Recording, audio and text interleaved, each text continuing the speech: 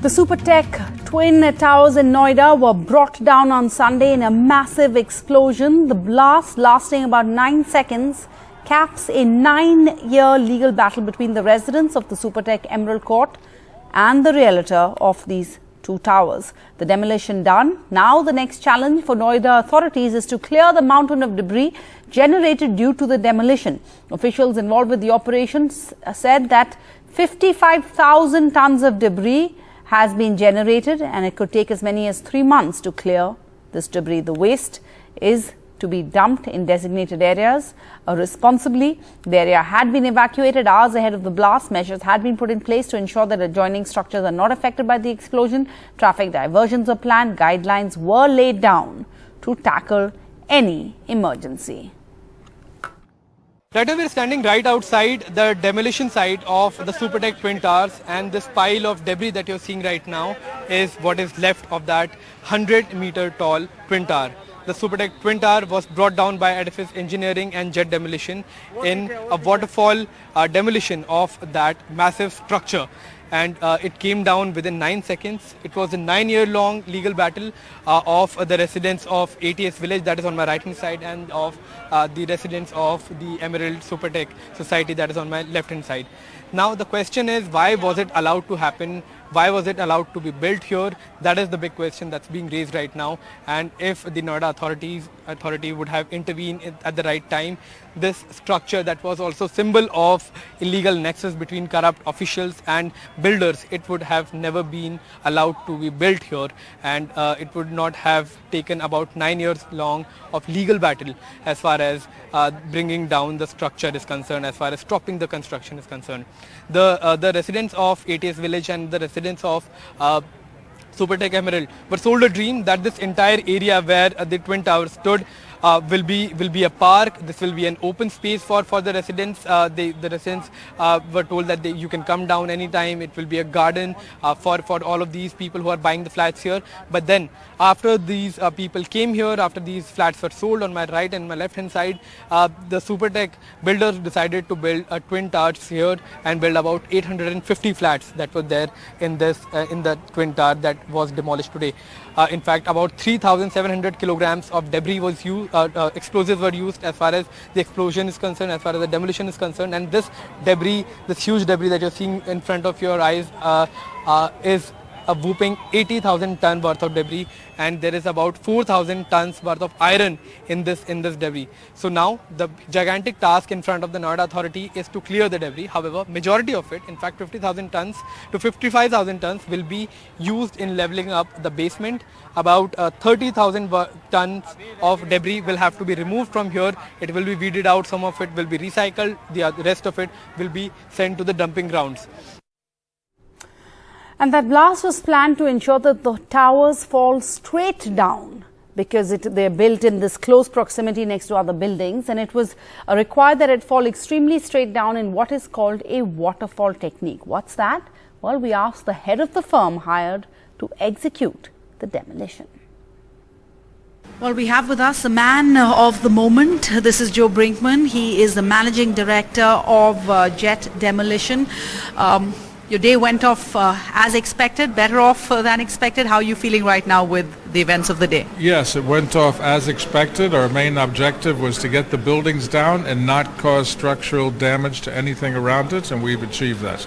Joe, how was this different, or if more challenging or less challenging than other demolitions you worked on in the past? Is there anything unique about this landscape, Well, the unique feature here was the extreme robust nature of the construction of this building. It's built to withstand a Category 5 earthquake, and extremely strong. Shear walls, which are difficult to blast anyway, and these were full of steel reinforcement, extremely resistant to blasting. And the fact that it's surrounded just 9 meters away with other residential buildings. Environment around it. We had all of the flats 9 meters away to the north, so we had to make sure we didn't have any spill back onto those flats, and that worked out very nicely according to plan. And could you explain to us, we've been hearing so much about the waterfall implosion. Why, how does that work, and why a waterfall? I'm not sure why that term has taken hold. But basically what happens during this event is that you don't blast everything at once and then the whole building sits down with a thump. This is happening in a sequential collapse mode. So you'll start at one end of the building and the blast will work its way through and the building will collapse, and it looks a bit like a waterfall moving through the building, right? So what you want to do is make sure that you get the building to behave the way you want it to in terms of which way it's collapsing, how it's going down to the ground. And then you also want to spread out the impact over time. You don't want one big thud. You want to have a stream of particles hitting the ground over a period of time. And that is exactly how it played out. Well, the two towers were rigged with over 3,500 kgs of explosives. And were there nail-biting moments of nervousness? We asked the man who pressed the button, setting off those 3,500 kgs of explosions from the base of this high-rise, the blaster. कितनी दूर था वो? ये almost 70 metre दूर था। 70 metre आप लोगों ने 70 मीटर दूर आपने बटन दबाया? हाँ जी। और जैसे मैं वहाँ बैठा, जो अंकल ने पहले मैंने कनेक्शंस किए, जो अंकल ने रिवॉल्व करके करंट जनरेट किया और उसके बाद मैंने बटन प्रेस किया। अंकल ने मेरे कंधे पे हाथ रखा एंड से बेटा पुश द बटन प्रेस करने के इमीडिएटली बाद ईयरबड्स लगे थे कि बहुत तेज नॉइस हुआ एंड जैसे ही नॉइस हुआ मैं एकदम से खड़ा हुआ। I was looking towards building और आई एम श्योर वहाँ बिल्डिंग नहीं थी, एक धूल का गुबार था। लेकिन इतनी टेंशन थी, हम में से किसी ने भी उस धूल को सेटल होने की वेट नहीं की। अपने अपने मास्क निकाले और लगाते हुए हम उस धूल में ही भाग लिए। धूल में अंदर चले गए? अंदर जाते हमारा पहला कंसर्न एमराल्ड कोर्ट था। हम एमराल्ड कोर्ट की तरफ गए, जाके एमराल्ड कोर्ट को देखा। सुपरटेक एमराल्ड कोर्ट जो से 9 मीटर 10 मीटर की दूरी, 9 मीटर की दूरी पे था। हमारा पहला कंसर्न वही था and it was totally safe. उसके बाद हम लोग वापस आए एटिस विलेज की तरफ। एटिस विलेज गेट सब बंद थे, अंदर जाने को रास्ता नहीं था। हमारे पास एक ही रास्ता था जो मक सुपरटेक प्रेमिसेस के अंदर गिरा हुआ ट्विन टावर के, वो एक रास्ता था हमारे पास जिसको क्रॉस करके हम अंदर जा सकते थे। हम सब वहीं से हमने एंटर किया, हम अंदर गए एंड आई वाज सरप्राइज कि जो अंकल भी मेरे साथ कोई 5 या 6 फीट की दीवार को उन्होंने जंप किया और हम लोग ने अंदर को एटिस विलेज में गए। वहाँ थोड़ा सा आपको पता लगा हो, थोड़ा सा नुकसान हुआ है। एक पीस ऑफ मक कंपाउंड वॉल पे गिरा है, जो कि 4 या 5 मीटर कंपाउंड वॉल कट हुई है। चलो, it was not a bitter loss. उसके बाद हम आगे गए, आगे सब कुछ ठीक था, सेफ था। बिल्डिंग को चेक किया, फिर हम घूम के एक दीवार क्रॉस करके हम दोबारा सुपरटेक में आ गए एंड सुपरटेक में आने के बाद सबसे पहले हमने सारी बिल्डिंग को चेक किया और हम वेरी कॉन्फिडेंट कि ये ब्लास्ट बिल्कुल सक्सेसफुल था। एंड केविन हंस के कहा, एक सेल्फी बनती है, और कहने के बाद उसने मुझे गले से लगाया एंड स्टार्ट क्राइंग। मतलब आप सब लोग आपस में रोए गले में? और मैं वी वोंट बिलीव अंकल, जो मैं, मयूर मेहता, मिस्टर यान, केविन, अगले 5-7 मिनट हम ये भूल गए कि हमने सेल्फी लेनी थी और हम लिटरली रो रहे थे। सब गले लग रहे थे और रो रहे थे। रियली मतलब सिर्फ मेरे लिए नहीं, हम सब के लिए बहुत प्राउड मोमेंट था।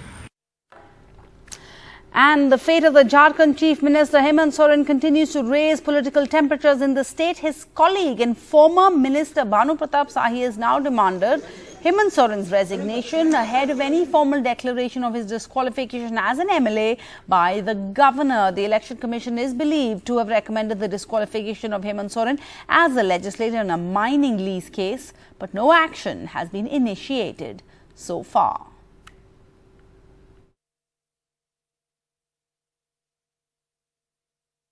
ऐसे मामले में आज तक कभी किसी की सदस्यता रद्द नहीं हुआ है,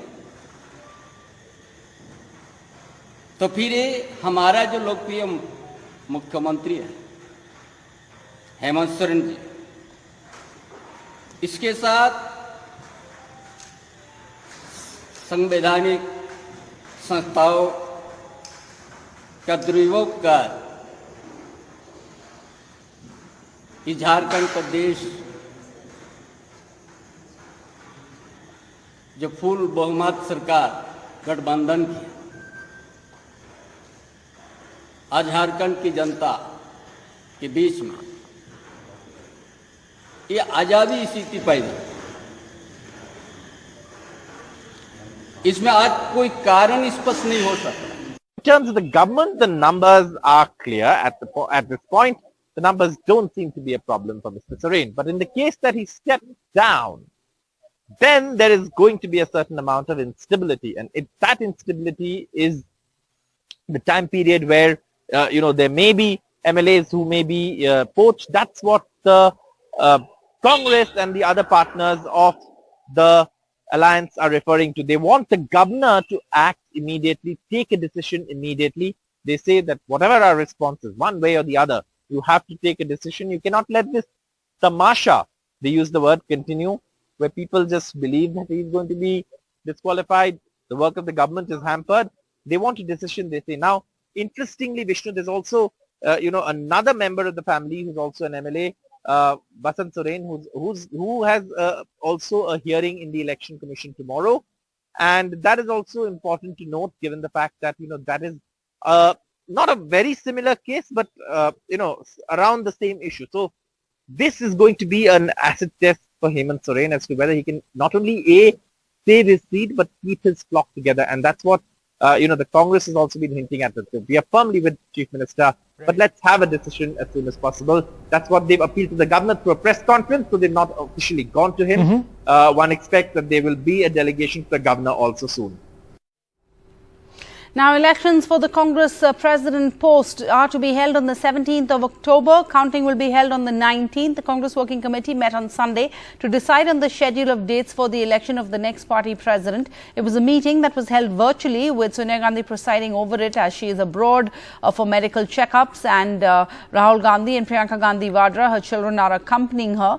So all of them joined the meeting virtually. The meeting was held in the backdrop of the party veteran Ghulam Nabi Azad putting in his papers with a scathing letter to Sonia Gandhi, and reportedly today's big Congress meeting to approve the dates for the election of the new president had no discussion on this recent explosive resignation move of the veteran leader. And more than that, it now seems that the demands that Rahul return to the helm seem to be being made again.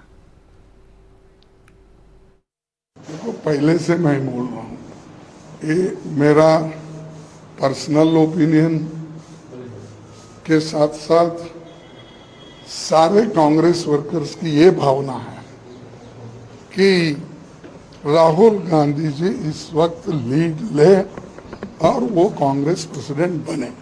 अध्यक्ष पद को लेकर के कांग्रेस कार्यकर्ताओं का, कांग्रेस के लोगों का, नेताओं का, सबका मानस बना हुआ है। सब राहुल गांधी जी को कांग्रेस अध्यक्ष के रूप में चाहते हैं।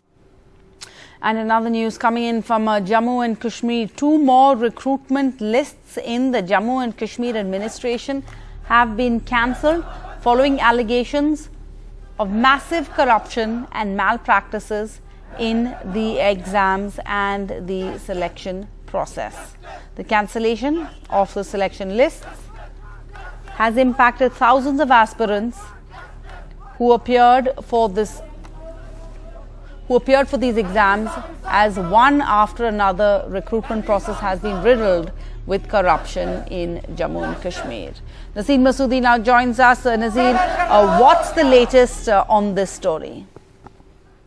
Well, Sarah, 2 more recruitment lists for the finalists has been cancelled by Jammu and Kashmir administration, and CBI probe has been ordered. In last 2 months, this is the 3rd recruitment list in Jammu and Kashmir, which has been cancelled following allegations of massive corruption and malpractices in the recruitment exams.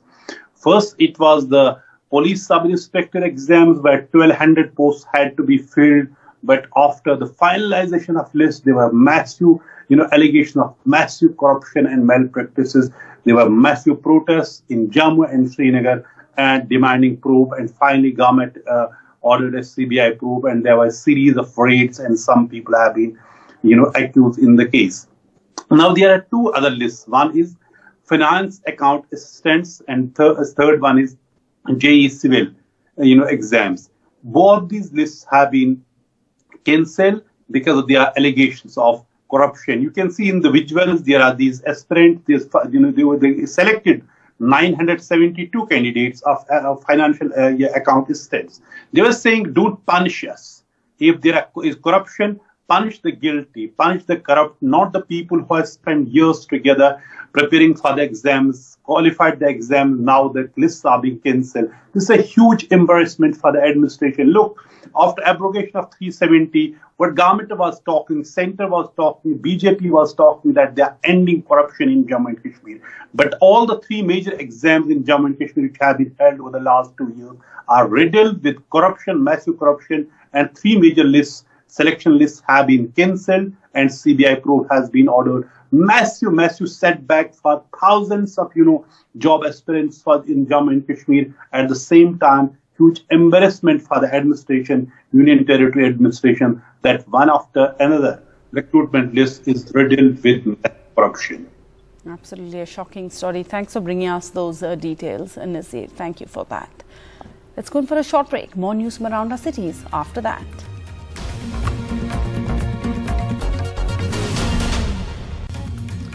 Now, a silent protest was held in Mumbai's Bandra against the release of 11 convicts in the Bilkis Banu case on Sunday. The convicts were released by the Gujarat government on Independence Day under an outdated remission policy, which has since then turned into a huge political controversy.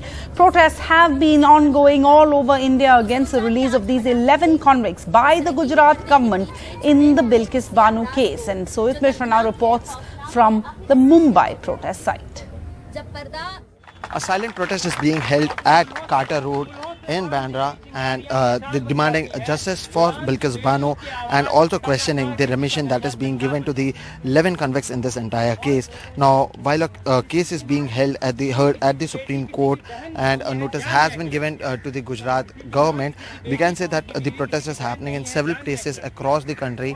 We saw similar protests happening in Mumbai's Dadar area earlier, and now a protest is happening. In fact, a silent protest that is happening in Bandra area of Mumbai, demanding the same thing, that the justice should be given to Bilkis Banu. At the same time, they are asking questions regarding on what basis were the 11 convicts released. Why were they provided a remission? And that is the reason candle protest is happening at the same time.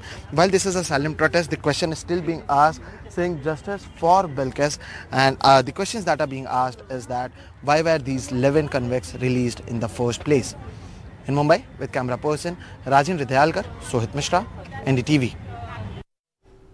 And staying with Mumbai with Ganesh Chaturthi just a few days away, the streets and nooks of India are preparing for welcoming the idols of the deity. In this year, then the year is set to mark the first big Chaturthi festival after the pandemic-induced lockdown since 2020. And Vinona Wadhwani looks into the increased demand of clay idols this year. The festival of Ganesh Chaturthi is back again. And this time they say something is going to be different. It's not going to be like the last 2 years. Given that the country suffered the COVID pandemic, we did not celebrate any festival in a gala manner. But this time it's different. If anybody suffered, it was the small businessmen. But this time they have hope. Artists in Mumbai are busy, intricately shaping and colouring the clay idols of the Lord Ganesh ahead of Ganesh Chaturthi. The artisans hope that the demand for the idols will pick up, this time after 2 years of COVID. Demand बढ़ी है, इसलिए हम आए। 2 साल हमारा कुछ भी नहीं हुआ, 2 साल लॉस में गए, इसलिए ये साल इधर अच्छा लगा आने के। ऐसा बोले तो 2 साल हो जो कोविड का अपना देश के ऊपर, पूरा देश या वर्ल्ड के ऊपर महामारी आया था, पर उसके हिसाब से मूर्ति पर बहुत बड़ा असर पड़ा। Ganesh Chaturthi will be celebrated on August 31st, and Delhi shoppers seem to be very excited about buying the idols and taking them home. Last year it was mid-COVID. I think that was the only difference. I mean, we were wearing masks. This time we are not wearing masks. Though we should, but we are not wearing it. That's the only difference I'm finding it right now. I don't see any other difference. I mean, moods are same. And maybe at homes while doing Aarti and all, there could be some crowd. We can create some crowd. Last year it was not that. We're still going to be cautious. We have kids at home, so it's I'll be avoiding the crowds, except that I'll be inviting more friends over at home and celebrating at home. Pratap Singh owns 3 Ganesh idol shops in the famous Makdi lane of Delhi. He believes that there's still hope for small businessmen like him. Last जो 2 साल चले गए हैं उनके अगर according देखोगे तो इस साल हमारा काम जो है थोड़ा सा इम्प्रूवमेंट किया है और हमारे को लगता है कि अब अगले साल इससे भी और ज़्यादा बेटर होएगा. But the story of Yamuna River still remains the same. Due to pollution, the Kejriwal government stopped the immersion of idols in the river. पहले सारे विसर्जन होता था, गणेश का भी, कृष्ण जी का भी, जन्माष्टमी का, विश्वकर्मा का भी, गणपति का भी, दुर्गा. अब ये सब बंद कर दिए गवर्नमेंट ने. अच्छा, कितने साल से बंद है? ये अब तीसरी साल होएगा. 2 साल से पहले बंद है, अब तीसरी साल है. तो इसलिए इसको गंदा ना करें, इसलिए बंद करा था. मूर्ति से बहुत केमिकल आता था, इसकी वजह से बंद कर दिया. This year definitely seems to be different compared to the last 2 years. After speaking to all the artisans and the shoppers, they feel that things have finally started to get better. COVID has started to go away and that now they can celebrate the way they've used to like before. With camera person Xavier Thomas, Vinona Vadwani for NDTV. And Pakistani Prime Minister Shahbaz Sharif on Sunday delivered relief supplies to those who have been affected in the flood-hit Sindh province. Mr. Sharif was seen dropping relief packages from a helicopter to people below. Flash floods triggered off by heavy monsoon rains across much of Pakistan have killed nearly 1,000 people and have injured and displaced thousands more since mid-June. Some 6,500 Pakistani troops are taking part in the search and rescue operations and have so far evacuated more than 40,000.